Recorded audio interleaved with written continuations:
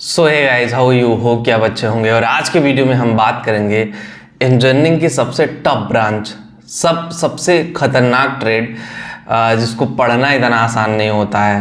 आप सब लोगों में से बहुत सारे लोग हैं जो ये जानना चाहते हैं कि इंजीनियरिंग की सबसे खतरनाक ब्रांच कौन सी है।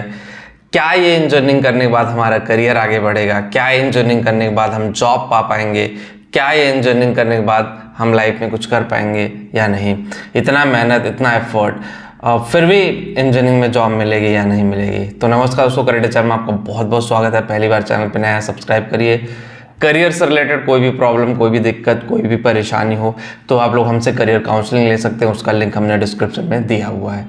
कई चलते हैं इंपॉर्टेंट फैक्टर पे बात करते हैं। जो मेन इंपॉर्टेंट फैक्टर हैं उस पर सबसे पहले हम बात करेंगे कि सबसे टफेस्ट ब्रांचों की लिस्ट अगर निकालें तो कोई एक ब्रांच नहीं है।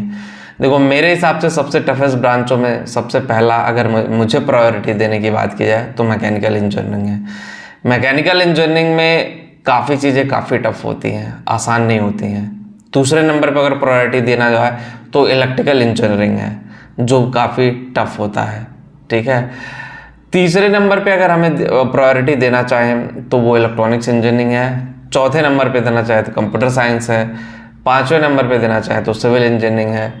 तो इस टाइप में इंजीनियरिंग में डिवाइड किया। लेकिन सबसे जो टफेस्ट दो ट्रेड हैं वो है मैकेनिकल इंजीनियरिंग और इलेक्ट्रिकल इंजीनियरिंग। मैकेनिकल इंजीनियरिंग और इलेक्ट्रिकल इंजीनियरिंग कैसे टफ है वो मैं आपको थोड़ा एक्सप्लेन करता हूँ।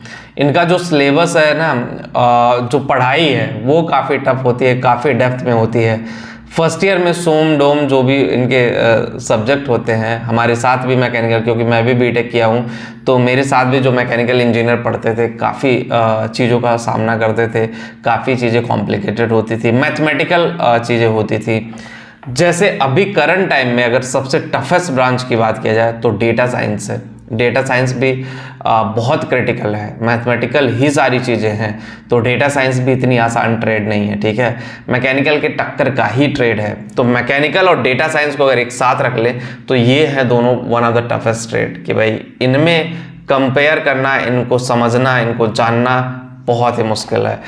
तो देखो, चैलेंजेस तो हर इंजीनियरिंग ट्रेड में है। जब आप इंजीनियरिंग स्टार्ट करते हो तो सबसे पहले माइंडसेट में ये आप मान लो कि इंजीनियरिंग करना ही चैलेंज है। और अगर आप सही जगह से करते हो तो सही फैकल्टी की गाइडेंस में करते हो तो चीज़ें वहाँ स्मूथ चलती हैं, चीज़ें वहाँ आपके लिए आसान हो जाती है। लेकिन अगर यही आप किसी रॉन्ग फैकल्टी के, wrong college, tyre third college से करते हो तो वहाँ दिक्कत हो जाती है।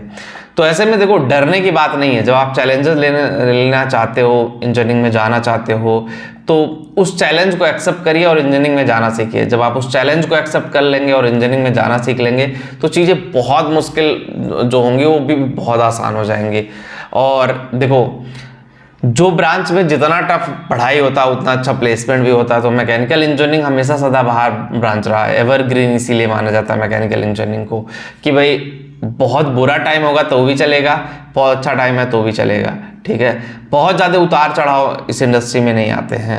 अभी करंट टाइम में इस इंडस्ट्री में उतार चढ़ाव भले है ईवी को लेकर के, लेकिन जिस दिन ईवी में शिफ्ट हो गई चीज़ें कुछ सालों तक एकदम फ्लैट लाइन चलेगी, कोई ज़्यादा मोशन नहीं, कोई ज़्यादा उतार चढ़ाव नहीं। इसी तरह डेटा साइंस है। डेटा साइंस में भी कैलकुलेशन, फार्मूला, ये सारी चीज़ें लगानी पड़ती है। इतना आसान नहीं होता इन सारी चीज़ों को समझना, इन सारी चीज़ों को ऑप्टिमाइज करना, इन सारी चीज़ों पे वर्क करना। तो जब आप समझोगे, जानोगे, उस पर एक्शन में अप्लाई करोगे तभी जाकर के आपको चीज़ें समझ में आएंगी। तो गाइज, मेरा काम था आपको बताना, अब आपका काम है उस पर एक्शन लेना और चीज़ें समझना। मैंने तो बता दिया टफेस्ट ब्रांच। डरिएगा मत कि नहीं, डर के सर ने बता दिया तो डर करके एडमिशन ही ना ले। बिल्कुल लीजिए एडमिशन, ठीक है। चैलेंजेस भले होंगे लेकिन जब आप एडमिशन लेकर के जाओगे तभी ना चैलेंजेस एक्सेप्ट कर पाओगे। वीडियो में इतना ही। जिनको भी करियर काउंसलिंग चाहिए लिंक हमने डिस्क्रिप्शन दिया है, टेलीग्राम का भी दिया है, वहाँ भी जाके ज्वाइन करें। मिलते हैं आपसे नेक्स्ट वीडियो में। Thank you.